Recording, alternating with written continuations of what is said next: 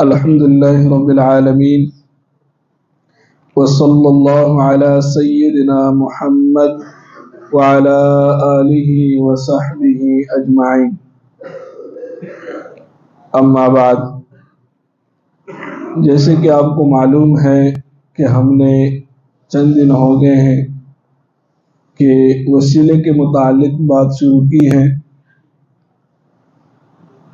اور ہم نے آپ کو یہ عرض کیا تھا کہ ہمارے اہل سنہ والجماعہ کا وسیلے کے بارے میں کیا عقیدہ ہے اور ہمارا موقف کیا ہے، اور وسیلے کے تمام جو اقسام ہیں وہ بھی آپ کو بیان کیے ہیں، اور یہ بھی بتایا کہ ہمارے ساتھ مخالف جانب والے جو اختلاف کرتے ہیں وسیلے کے کس قسم میں وہ اختلاف کرتے ہیں، اور وہ کہتے ہیں کہ یہ وسیلہ جائز ہے اور یہ وسیلہ جائز نہیں ہے، وہ سب کچھ بیان ہو چکا ہے، اور ہم نے قرآن عظیم الشان سے بھی دلیل پیش کی اور احادیث مبارکہ سے بھی دلائل پیش کی ہیں۔ آج ایک اور دلیل اور چند دلائل آج ہم اور پیش کرتے ہیں کہ وسیلہ قولی یہ بالکل ایک جائز عمل ہے۔ وسیلہ قولی آپ کو بتایا تھا کہ وسیلہ قولی اس کو کہتے ہیں کہ کسی ہستی اور کسی شخص کے نام لے کر وسیلہ کرنا، اور ان کے نام لے کر اور اس کے وسیلے سے اللہ تعالی سے کوئی چیز طلب کرنا۔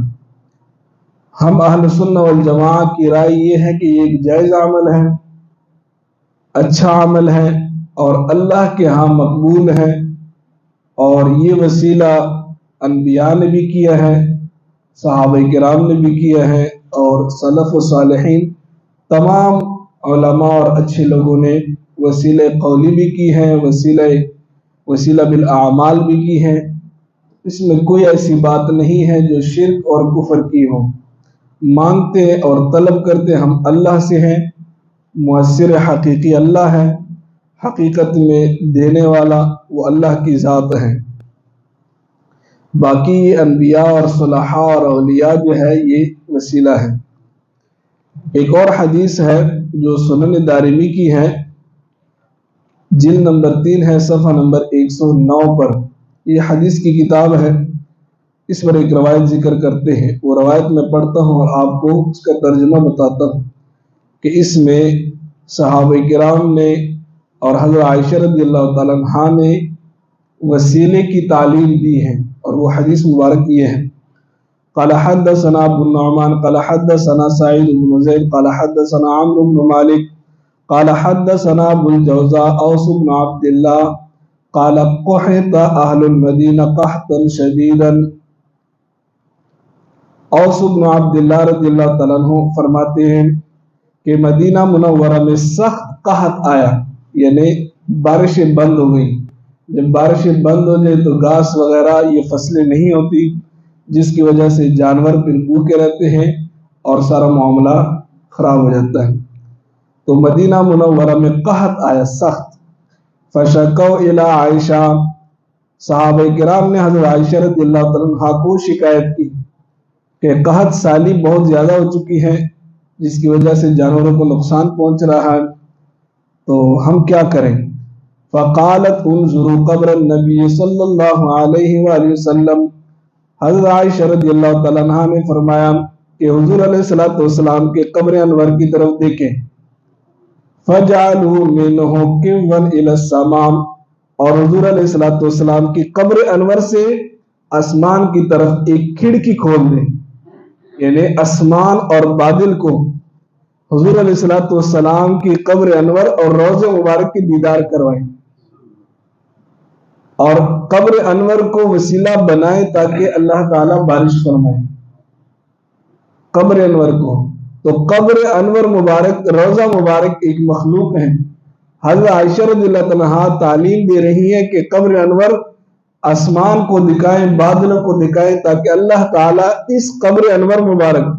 روضہ مبارک کے وسیلے سے آپ پر بارش فرمائے۔ حتی لا یکون بینہ و بین السماء سقف، اور حضرت عائشہ رضی اللہ عنہا نے یہ بھی فرمایا کہ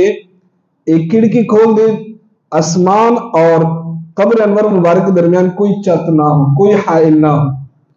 آپ دیکھیں کہ روضہ مبارک جو ہے اس کے اوپر ایک چھوٹی سی کھڑکی نظر آتی ہے، اب بھی ہے، ابھی بھی بنائی ہے چھوٹی سی کھڑکی، آپ کو ایک طرف میں نظر آئے گی، تصویروں میں بھی ہے۔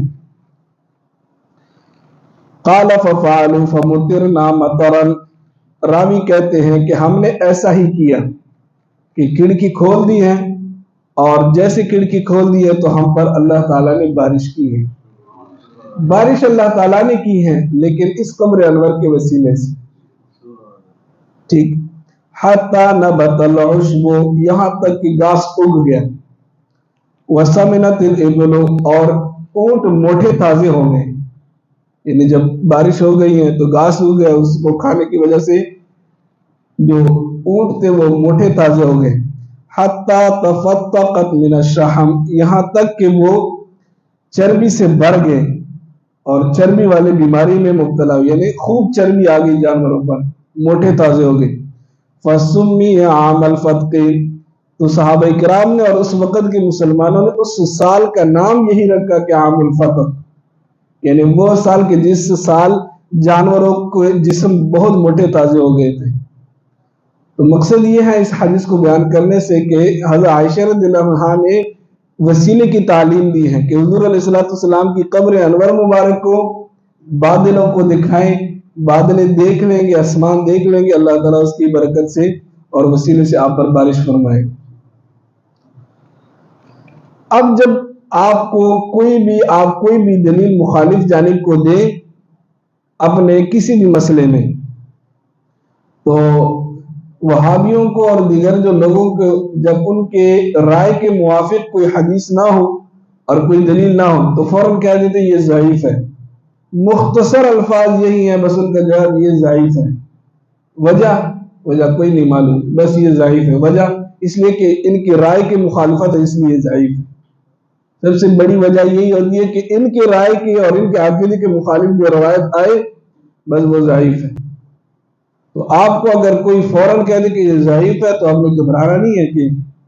انہوں نے ضعیف کہہ دیا تو یہ واقعی ضعیف ہوگی، نہیں۔ بعض اوقات اگر وہ وجہ بھی بیان کر دے اور کسی راوی کا نام لے کر کے یہ ضعیف ہے، پھر بھی کوئی گھبرانے والی بات نہیں ہوتی، پھر ہم نے اس کو دیکھنا ہوتا ہے۔